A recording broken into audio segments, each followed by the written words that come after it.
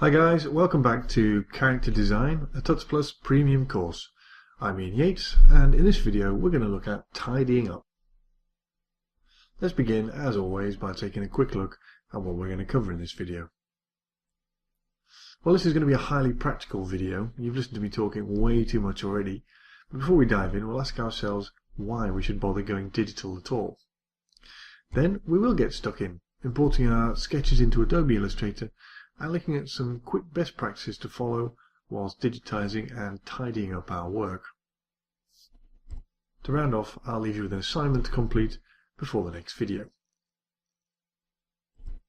So, with all the freedom and expression pen and paper offer us, why should we then go to the trouble of digitizing our work?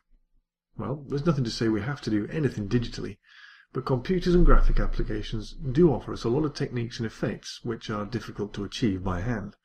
They allow us editing, further experimentation, version control, delicate refinement, and they allow us to take our drawings to another level with animation and film. Now, this has been a software agnostic course. It hasn't relied on teaching the technicalities behind any specific applications or programs. Neither has it relied on personal ability. I hope I've been able to introduce you to some of the ideas you'll need to approach when thinking about character design. Now though, we're going to use some graphics applications to see what's possible regarding our student character. We're now going to take one of our sketches into Adobe Illustrator and see what we can do with it. Okay, let's now open up one of my images in Adobe Illustrator. Here we have a scan I've done of one of the sketches that I've carried out during the course of this video series. It's our student character in one form or another, and I've saved it as a PNG file or a JPEG, I can't remember actually. Makes a little difference. I've been able to open it up directly in Adobe Illustrator and it's appeared here on my canvas. Now, one of the big advantages of using graphics applications is that you can make use of layers. You can stack things on top of layers and lock layers and make sure that you only affect what you intend to be influencing without accidentally dragging other bits and bobs all over the place. So the first thing I would suggest is that when you're working with layers, you make sure you name them accordingly, such as calling this layer Scan. Now that means that when I add other layers, then I can name them appropriately as well, and it will keep things nice and organized. One thing that you might think about doing whilst you're tracing over the top of scanned images like this, in this case it's not such a problem because we're dealing with fairly sparse line work, but if this was a slightly fuller image, perhaps a photograph or something, you might find it to your benefit to alter the transparency of the image. And you can do that by clicking on transparency and doing this on an individual basis. You can alter the transparency of this image here like this, or let's just return that to 100%. Or alternatively, I can double click the properties on this layer, and you'll see here it allows me to dim any images that are on this layer to whatever I define. So let's put 60% in, and that means that any images that appear on this layer will have the same level of transparency. And that's just going to make it a little easier for me to see my own line work when I'm tracing over the top. So I've locked that layer, and now I'm going to lean on what we know as the pen tool. Purely working with strokes here, no fill colors at all. And here in my line work layer, I'm going to begin by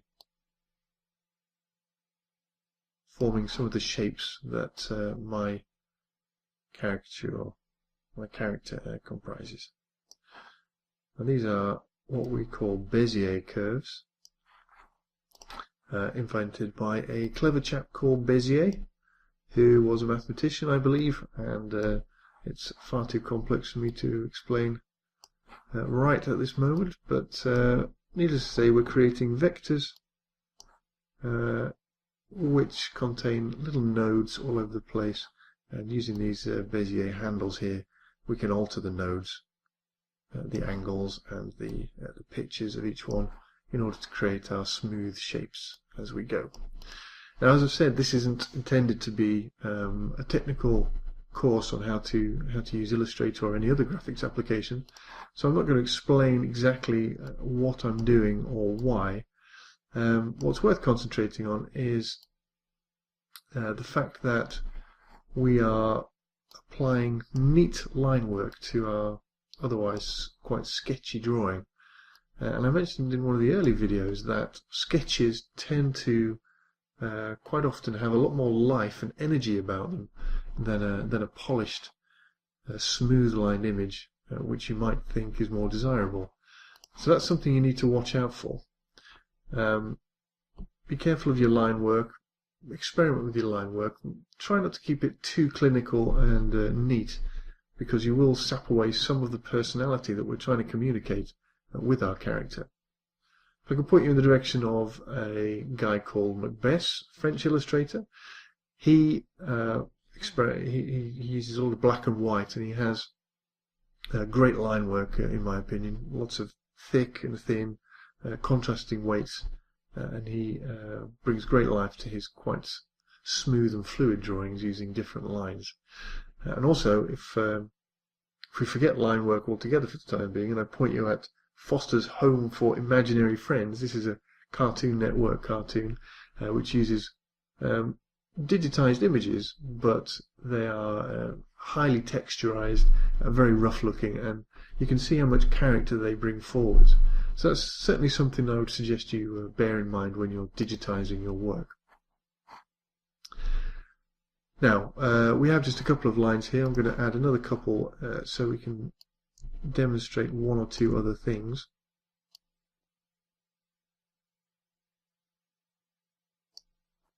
No, I don't like that. Let's think about this instead. Okay, it's got a nose there. I can use the direct selection tool here and alter the lines that I'm doing. This is, of course, one of the benefits of digitizing your work, that you can edit and play as you go along. There we go. We've got a couple of eyes there, and then I'll just quickly draw in a mouth. Okay, now if I make my sketch layer invisible, you see a fairly uninspiring pile of lines there. So one thing you might be interested in doing is altering the line weights. You can do that by altering the stroke weight, like so. And already you can see a certain level of interest approaching like that. Or you might think about either downloading some brushes or manufacturing brushes of your own. We can make a brush, for example, out of a simple form, this ellipse. And if I drag it into my brushes panel, I can create an art brush, like so.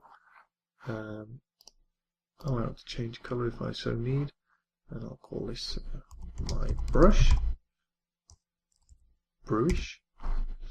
Okay, and then if I apply that brush to any of these strokes that I've already created, like so, I can alter the width of the weight of those strokes. You'll see that it adds an element of dimension and character, the kind that you would perhaps gain if you were using a pen to draw instead of this uniform vectorizing that we're doing in Adobe Illustrator here. Okay, this seems to be working quite nicely. You can see here that I've completed a number of the vectors that build up this very simple cartoon character. This is another example of how beneficial it is to work with simple shapes.